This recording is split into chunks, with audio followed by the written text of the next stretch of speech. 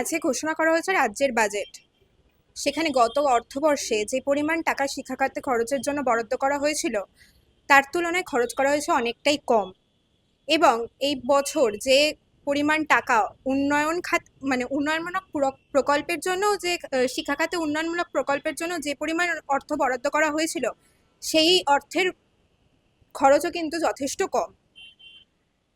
আমরা জেনে নেব যে বাজেটে এই যে অর্থের এতটা কম খরচ করা হয়েছে এবং যে বরাদ্দ ছিল তার মধ্যে যে এই বৈষম্য সেই নিয়ে এসএফআই কি ভাবছে। না, আজকে যা বাজেট পেশ হয়েছে রাজ্যের বিধানসভাতে, তাতে এটা স্পষ্ট হয়ে গেছে যে দিন দুয়েক আগে লোকসভাতে যে বাজেট পেশ হয়েছে, মোদীর সরকার নির্মলা সীতারামন যে বাজেট পেশ করেছিলেন, সেই একই লাইনে আমাদের রাজ্যের বুকেও তৃণমূলের সরকার, মমতা ব্যানার্জির গভর্নমেন্ট, চন্দ্রিমা ভট্টাচার্য, সেও একই লাইনে সেই বাজেট পেশ করেছে, যেখানে পাবলিক এডুকেশন, জনশিক্ষা, সবার লেখাপড়া করার উপায়, এই সমস্তটাকে সংকুচিত করে দেওয়ার বন্দোবস্ত হয়েছে এবং তুমুল প্রাইভেটাইজেশনের রাস্তা, শিক্ষাতে ব্যাপক বেসরকারীকরণের রাস্তাকে ওপেন আপ করে দেওয়া হয়েছে। এমন একটা বাজেট প্লেস হলো এবং সেই বাজেটের গত ফিনান্সিয়াল ইয়ারের ক্ষেত্রে যা যা বরাদ্দ হয়েছিল যে টাকা, সেই টাকার একটা বিপুল পরিমাণ টাকা খরচ করা হয়নি। তাহলে সেই টাকা গেল কোথায়? কেন খরচা করা হলো না? এদিকে প্রয়োজন যে আছে সে তো আমাদের চোখের সামনেই রয়েছে।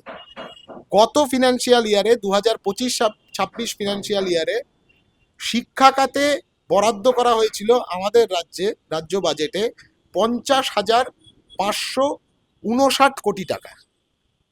অথচ এবারের এই বাজেটে যা মানে সরকার যা পরিসংখ্যান যা তথ্য দিচ্ছে, তাতে বলা হচ্ছে এই 50,559 কোটি টাকার মধ্যে খরচ করা হয়েছে মাত্র 36,262 কোটি টাকা।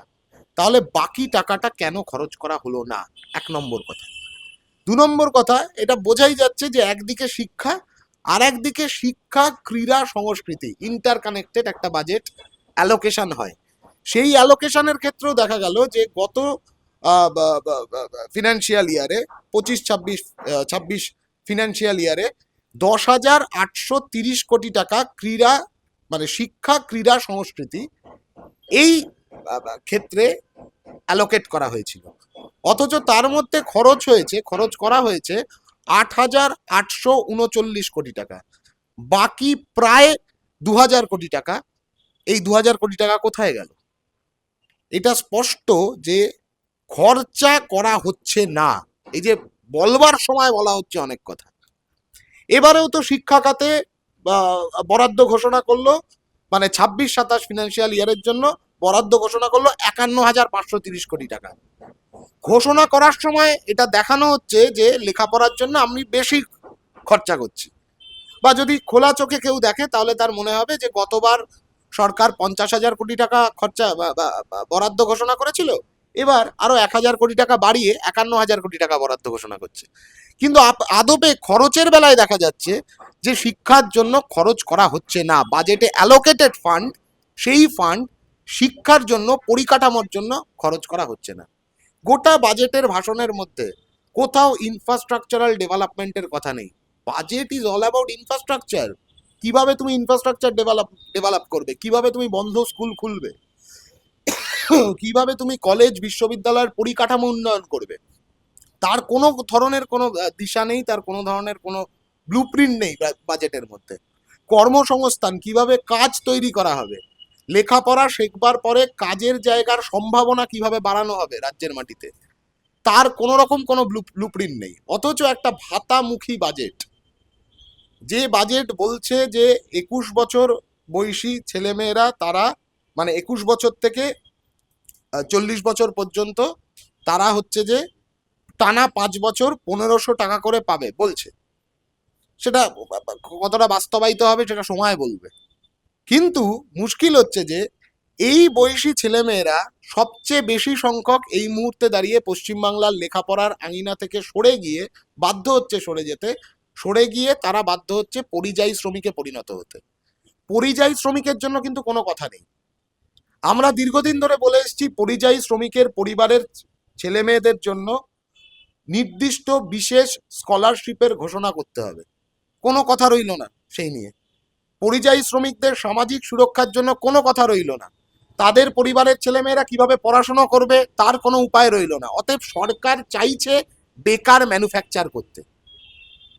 মাথাপিছু ঋণ এই মুহূর্তে তুমি আমি আমরা সবাই এই রাজ্যের প্রত্যেকটা মানুষের মাথার ওপরে এখন এই যে বাজেট ঘোষণা হলো, এই বাজেটের ফলে যে ঋণ তৈরি হলো, এখন সেই ঋণ বাড়তে বাড়তে এমন জায়গায় পৌঁছেছে যে, সরকারি তথ্য বলছি, কোনো বানিয়ে আজগুবি তথ্য বলছি না, এমন জায়গায় পৌঁছেছে সেই ঋণের পরিমাণ যে 8,15,891 কোটি টাকা ঋণ এখন আমাদের রাজ্যে। তার মানে যদি ধরে নিই কম বেশি প্রায় 65 থেকে 68 হাজার টাকা মাথাপিছু ঋণ প্রত্যেকটা মানুষের।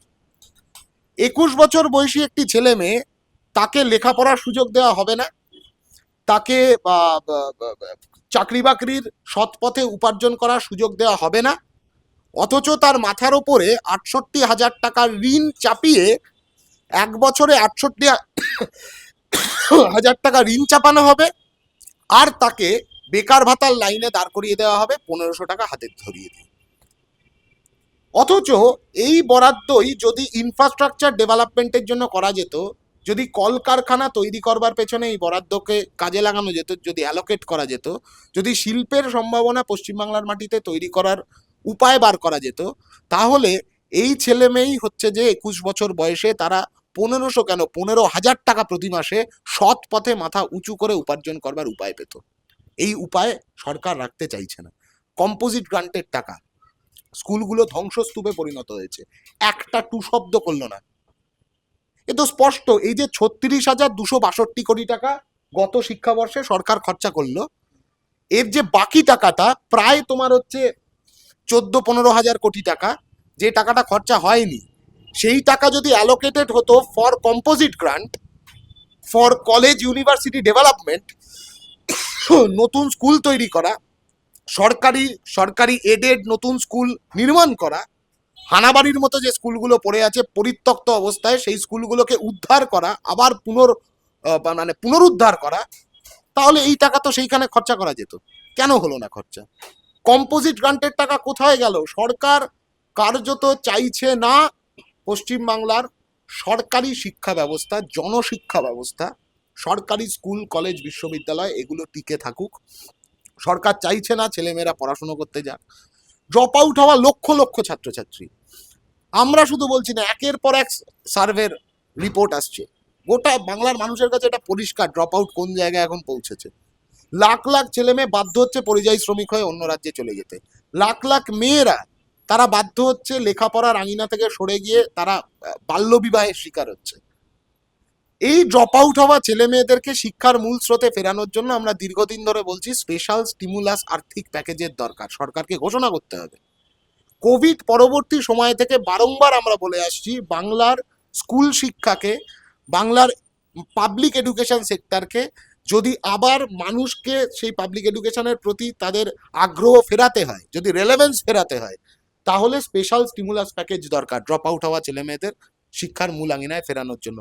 কোনো টু শব্দ নেই, না স্পেশাল স্টিমুলাস প্যাকেজের কথা ড্রপ আউট হওয়া ছেলে মেয়েদের ফিরিয়ে আনার জন্য, না কম্পোজিট গ্রান্টের কথা স্কুলগুলোকে আবার পুনরুদ্ধার করবার জন্য। স্কুলে আমরা কয়েকদিন আগে বিকাশ ভবন অভিযান করেছিলাম, আমি সেই দিনও বলেছিলাম যে একটি স্কুল, আমি নাম করে বলতে পারি, রাধা মাধব ইনস্টিটিউশন, মানবাজারে, পুরুলিয়ার মানবাজারে, মানে সুপ্রাচীন স্কুল, সেই স্কুলে ক্লাস চলাকালীন মাথার ওপর থেকে সিলিং ফ্যান ভেঙে পড়ছে।